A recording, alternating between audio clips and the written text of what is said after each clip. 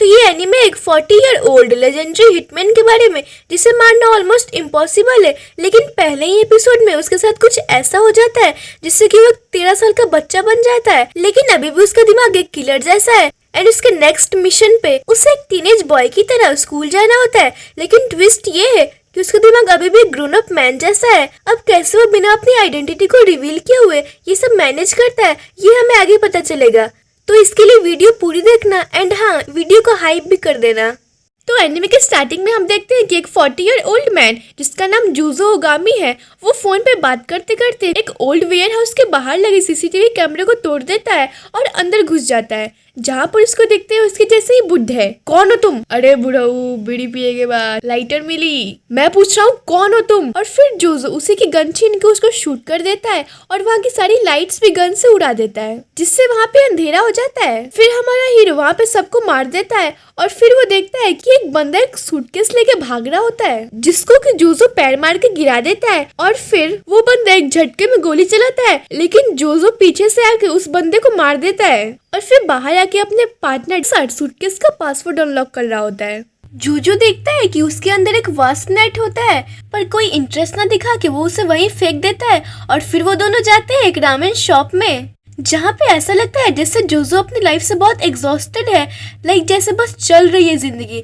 लेकिन वहीं दूसरी तरफ उसका पार्टनर बहुत ही मजे से रामेन खा रहा होता है। फिर अगले दिन हमें दिखाया जाता है कि वो अपने अपार्टमेंट में जाते हुए एक छोटे बच्चे से टकरा जाता है और वो बच्चा जूजो की ऐसी शक्ल देख के डर के मारे भाग जाता है। फिर वो अपने रूम में एक फोटो देखता है जो कि उसकी एक्स वाइफ एडी और उसकी छोटी बेटी की फोटो होती है। वो उन लोग को याद करी होता है, तभी अचानक से उसे एक वास्प काट लेती है, जिससे कि वो एक झटके में मार तो देता है, लेकिन फिर वहीं बेहोश हो जाता है। और अगले दिन उसकी आँख खुलती है अपने एक्स वाइफ के लैब में, तभी एडी बताती है कि ये सब एक वास्प के काटने की वजह से हुआ है। जूजो मिरर में देखता है कि उसकी बॉडी एक टीनेज बॉय की तरह हो गई है, जिसे देखकर वो बहुत ज्यादा शॉक हो जाता है और पैनिक करने लगता है। तभी एडी बताती है कि जिस कंपनी को जो टारगेट कर रहा था वो लिविंग ऑर्गेनिज्म के जेनेटिक मैनिपुलेशन पर रिसर्च कर रही थी और वो वास्प भी उस रिसर्च का पार्ट था।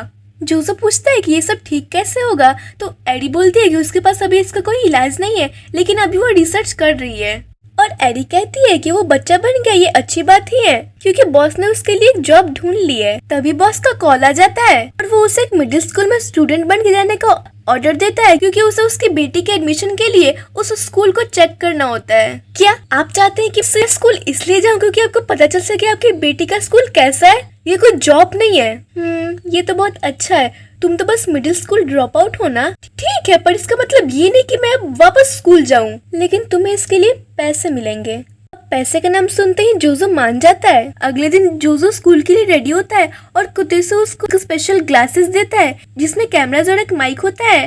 फिर अगले सीन में जूजो क्लास के सारे बच्चों के साथ अपना इंट्रोडक्शन दे रहा होता है। जूजो अपना इंट्रो देने जाता है, जहाँ पे वो गलती से अपने स्किल्स के बारे में ये बोल देता है कि उसे स्नाइपिंग यानी कि काटना बहुत पसंद है। ये सुन के सभी बच्चे शॉक्ड हो जाते हैं और जूजो जल्दी से बोलता है कि नहीं, वो तो गेम्स की बात कर रहा था। एंड इसी तरह उसका दिन बहुत खराब जाता है। स्कूल खत्म होने के बाद एक लड़की जानबूझ से जोर से टकरा जाती है और गलती से धक्का लग गया ओटाकू बॉय।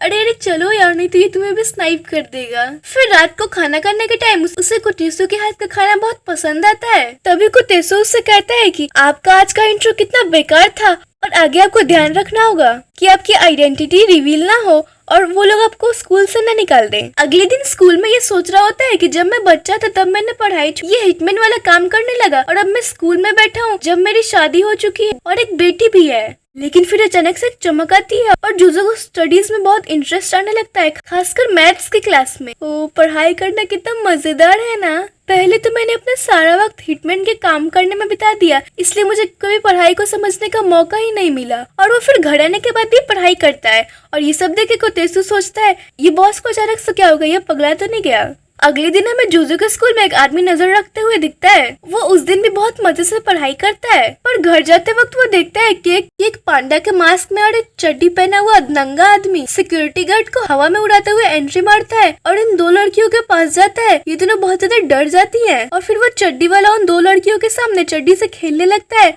तब कुतेसो कहता है कि अच्छा है, उस दिन आपको ये तंग कर रही थी ना। नहीं, मैं ग्रोन अप मैन हूँ और ये मेरी बेटी की उम्र की है, तो इसलिए मुझे इनकी मदद करनी चाहिए। और फिर वो एक बॉक्स फेंक कर मल्टीपल शॉट्स फायर करता है जिससे वहाँ काफी ज्यादा स्मोक भर जाती है। फिर वो चड्डी मैन को एक मुक्के से मारता है पर शरीर के छोटा हो जाने की वजह से उसमें अब पहले जैसी ताकत नहीं रहती। अगले ही पल वो चड्डी मैन बॉम्ब निकाल के नाचने लगता है पर फिर से जोजो उसे मार के वहीं पे गिरा देता है। और वो दोनों लड़कियां जोजो को यहाँ देखकर ये सोचती है कि जिन्हें उसकी हेल्प की है, पर जोजो कहता है कि नहीं मैं तो बस एक नॉर्मल स्टूडेंट हूँ, मैंने नहीं किया कुछ। और वहाँ के सारे बच्चे कंफ्यूज हो जाते हैं कि यहाँ पे क्या हुआ था। अगले दिन क्लास के बच्चे कहीं घूमने जाने का प्लान बना रहे होते हैं पर जोजो को कोई नहीं पूछता। पर वो दोनों लड़कियां जिसको जोजो ने कल बचाया था वो दोनों आकर घूमने चलने के लिए पूछती हैं और ग्रुप चैट में ऐड भी कर लेती है।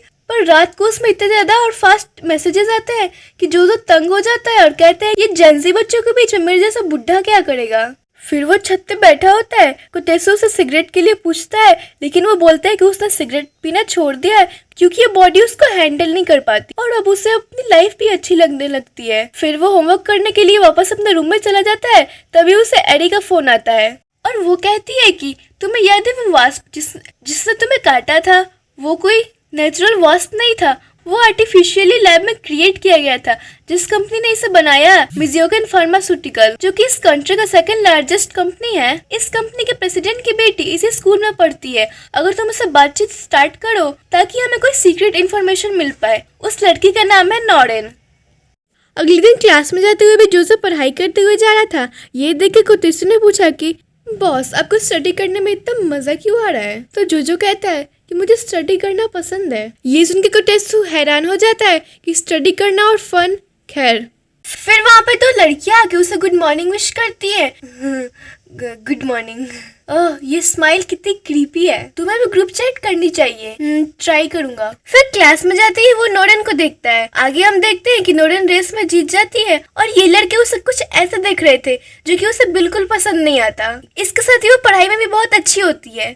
आगे जोजो कोटेसु से बोल रहा होता है वो अपने 20 साल के एज गैप की वजह से आसपास के बच्चों से घुल मिल नहीं पाता। उसे बस किसी तरह उसकी अपनी पुरानी बॉडी चाहिए। खैर फिर भी वो ट्राई करेगा नॉरेन से बात करने को। फिर वो जाता है नॉरेन से बात करने।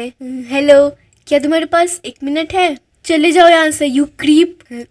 कोई बात नहीं, ओके सॉरी।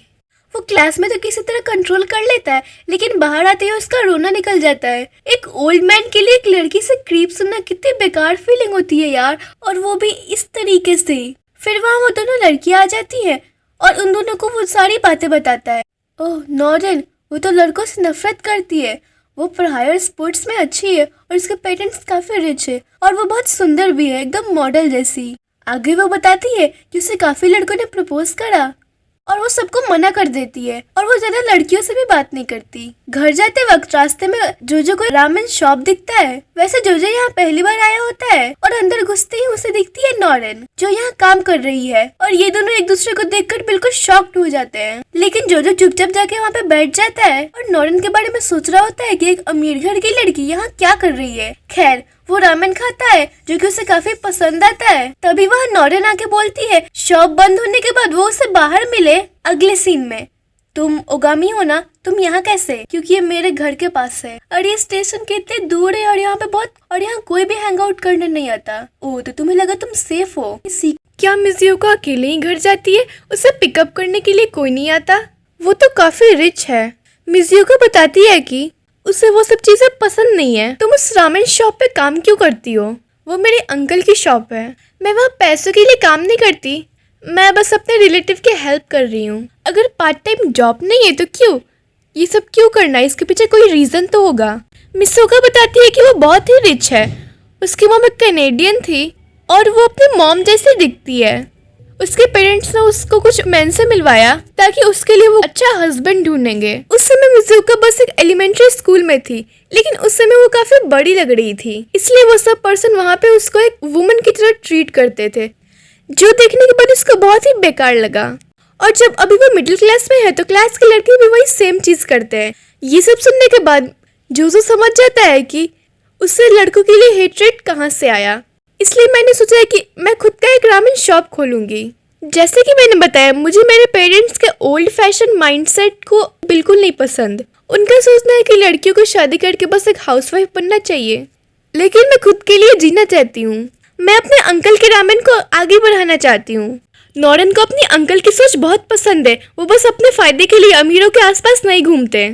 और वो बताती है कि वो जब भी दुखी होती थी अपने अंकल के पास रामेन खाने जाती थी और रामेन खाते ही उसका मूड अच्छा हो जाता था। वैसे ना जाने क्यों पर तुम मेरे अंकल की याद दिलाते हो, क्योंकि मैं अभी उसी एज का हूँ। वैसे तो मेरे शॉप का रामेन बहुत टेस्टी था।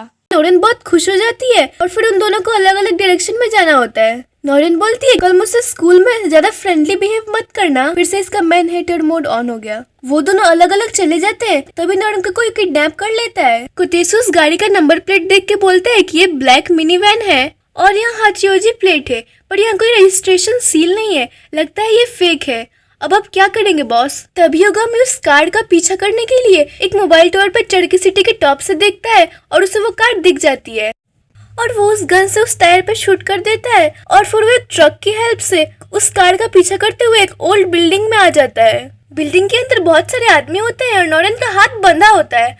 वहाँ पे एक आदमी नॉरेन के साथ बदतमीजी कर रहा होता है, पर उसी ग्रुप का बॉस आके उस आदमी को एक घूसा मारता है और फिर उस नॉरेन से उसके फादर के कंपनी के न्यू सीक्रेट ड्रग के बारे में पूछने लगता है और वो बोलती है कि उसे कुछ नहीं पता। फिर वो आदमी बोलने लगता है कि कल मैं तुम्हारे अंकल की रामेन शॉप में गया था और वहाँ का रामेन भी बहुत बेस्वाद था। चुप हो जाओ, मेरे अंकल का इससे कुछ लेना देना नहीं है। ठीक है, तो मुझे वो सीक्रेट बता दो, मैं तुम्हारे अंकल को कुछ नहीं करूंगा, मुझे कुछ नहीं पता। तभी वहाँ जोजो आके उसके हाथ को शूट कर देता है। तुम्हारी हिम्मत कैसे हुई ये बोलने की रामेन अच्छा नहीं बना था, और बैग से ढक देता है जाके ताकि उसकी आइडेंटिटी रिवील ना हो। ये कौन है ये छोटा बच्चा? मैं तुमसे बड़ा हूँ। मेरे पास तुम्हारे लिए 2 एडवाइस है। पहले तो अगर किसी ने तुम्हारे लिए खाना बनाया है तो उस खाने की कभी इंसल्ट मत करो। फिर जो उन दोनों को भी शूट कर देता है, पर वहाँ और भी लोगों की आवाजें सुनाई दे रही थी, इसलिए वो नॉरेन को एक लोडर में बैठा के उसे भगाने लगता है। एंड फिर वहाँ पे 2 लोगों से फाइट करने के बाद वो सीढ़ियों से नीचे उतर रहा होता है। तभी वहाँ पे 2 लोग आ जाते हैं और जो उन्हें भी शूट कर देता है और यह नॉरेन की हालत बहुत ज्यादा खराब हो रही होती है। फाइनली वो दोनों बिल्डिंग से बाहर आ जाते हैं, लेकिन वहाँ पे एक बुढ़ा एक ट्रक लेके उनकी तरफ बढ़ रहा होता है। तभी जो वो लोडर लेके उस ट्रक की तरफ फेंक देता है, जिससे वो ट्रक अनबैलेंस हो जाती है और वो आदमी गिर जाता है और फिर वो नॉरेन को बेहोश कर देता है। अगले दिन जब नॉरेन की आँख खुलती है तब वो कहती है कि हाँ, क्या वो सपना था? मुझे किसने बचाया? ये एक सपना नहीं था। अगले दिन स्कूल में जोजो, क्या तुमने मेरी जान बचाई थी कल रात? जान बचाई? क्या मतलब? रामेन शॉप की बात कर रही हो? मैंने बोला इसके बारे में यहाँ बात मत करना। ठीक है, नहीं कर रहा। मैं रामेन खाने के लिए वहाँ पे रेगुलर आता रहूंगा। इस बात पे नॉरेन भी एग्री करती है। नेक्स्ट पार्ट के लिए सब्सक्राइब।